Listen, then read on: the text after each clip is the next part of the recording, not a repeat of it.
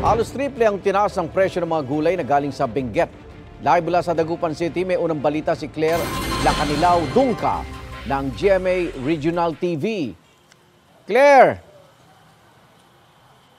Igan, dahil sa epekto ng nagdaang bagyong Christine na sinabayan pa o sinundan pa ng bagyong Leon, tumaas ang presyo ng karamihan sa highland vegetables gaya ng repolyo, sayote at pechay.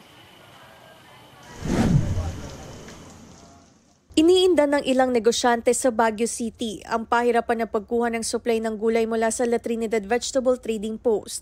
Kaya ang presyo ng karamihan sa highland vegetable halos triple ang itinaas. Ang presyo ng cabbage aabot sa 100 pesos ang kada kilo, habang ang carrots, patatas at sayote aabot sa 150 pesos ang kada kilo. Ang broccoli, nasa 200 to 300 pesos ang kada kilo, nasa 100 pesos ang kada kilo ng pechay, habang ang lettuce ay nasa 300 hanggang 400 pesos ang kada kilo. Tuloy-tuloy yung ulan at saka yung dumating na bagyo na magkasunod. Yun po ang unang nagpataas ng presyo ng gulay dito sa Baguio. Pahirapan po ang pagkuha. Ang ilang mamimili dumidiskarte na lang para makatipid. Ang mahal din yung ibang mas mura pa sa Manila.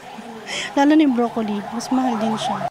Umaasa ang ilang negosyante na bababa ang presyuhan ng highland vegetables sa Disyembre para makabawi sa kita.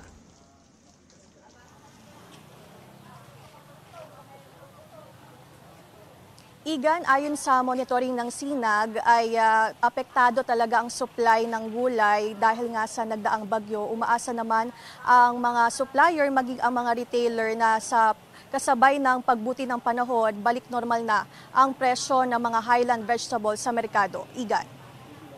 Maraming salamat, Claire Lacanilaw Dungca ng GMA Regional TV.